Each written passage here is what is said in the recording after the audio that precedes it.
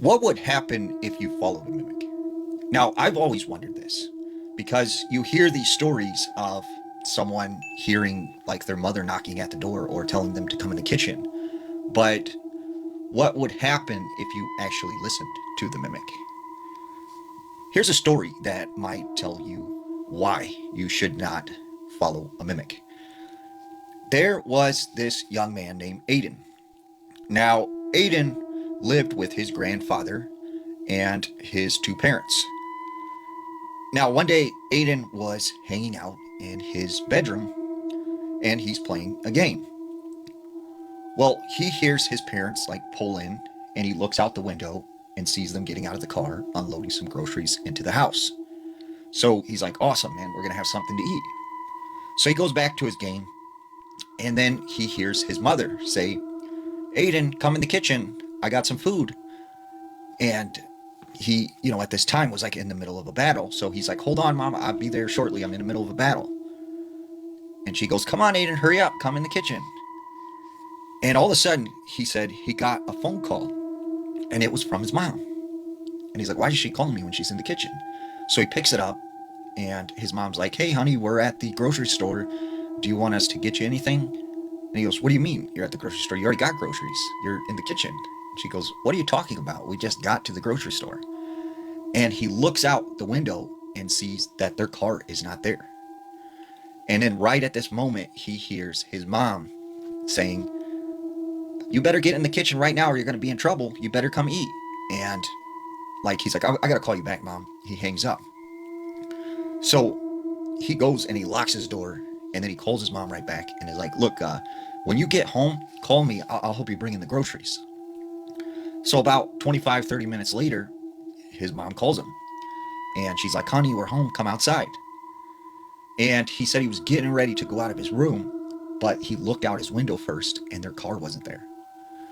So he's like, you know what? I don't know what to do because I don't know like who really is my mom right now.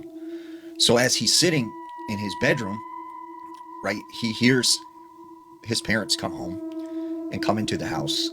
And all of a sudden his mom comes up to his door and starts knocking. And she goes, Aiden, let me in.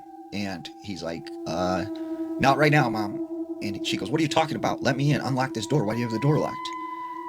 And he's like, no, I'm not opening the door. And his mom goes, all right, I'll just get the key and unlock it.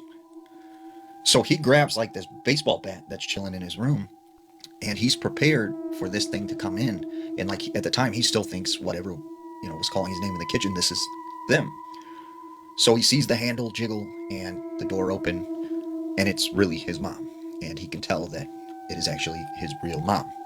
And she goes, what are you doing? And he's like, oh, nothing. And he sets the bat down and she's like, you're acting weird and stuff. And there's food in the fridge if you're hungry. So he didn't know what to make of that. Like, what did he just experience? And he didn't feel like he could tell his parents about it. So he decided to talk to his grandpa, who was kind of like his best friend at the time. So he goes to his grandpa's room and he's like, Grandpa, he's like, have you ever seen something like you can't explain? And he goes, what do you mean? And he tells the story about like how he thought his mom and dad had came home, he's seen their car and everything, but it wasn't actually them. And the grandpa goes, oh no, oh no. And he goes, what's wrong, Grandpa? And he says, well, when I was a young boy, I grew up in a small Polish village near Warsaw. And he said, we had this term that was this long Polish word, but it roughly translated into evil twin. And he said they believed there were these evil spirits that could take the form of anyone and would try and trick you and lure you, out into the woods. So his grandpa said, when I was a young boy, my father had me chopping wood outside. And I hear my grandma's voice coming from the forest. And she's saying, come in the woods. I baked you a pie. Like, come out here. It's nice and warm. Like, you'll like this pie. And he said, he was so hungry, like he almost started to go out into the woods until his father ran and grabbed him and said, get back in the house. And his father locked the door and said, if you hear someone calling you from the woods, don't ever go, don't respond. So he said, when you encounter an evil twin, as they called it, they will follow you for the rest of your life. And he feared that maybe this thing had followed him here to America. And this is what Aiden had seen. A couple weeks later, his parents are gone, and it's just him and his grandpa, and they're watching this World War II documentary in the living room. Well, all of a sudden, the wind picked up, and a strong breeze pushes the back kitchen door open, and they hear it, open up. So his grandpa's like, I'll go and close the door real quick, and I better lock it so it doesn't blow open again. So his grandpa goes into the kitchen, but after about 10, 15 minutes, he doesn't come back. So Aiden's like, Grandpa? Grandpa, are you all right? He goes into the kitchen, the back door's still open, and he doesn't see his grandpa. He goes throughout the house, he's yelling his name, he doesn't see him anywhere. So he goes out, to the back door, and he's yelling his grandpa's name, he doesn't hear it. So he calls up his parents, and his parents come home immediately, and they call the police, and they do this big search throughout the neighborhood and into the woods. And they end up finding his grandfather in the middle of the woods. He is completely naked. He is confused and doesn't know who he is, doesn't know anything, doesn't remember anything. So they bring him back home and everything. Well, Aiden said that, they chalked this up to dementia and said he was diagnosed with a severe case of dementia.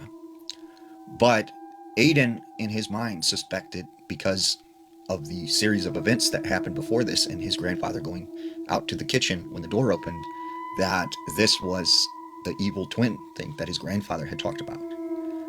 And he said, although his grandfather had completely lost his memory, from time to time, he would say to Aiden, is my brother outside? Is my brother out there?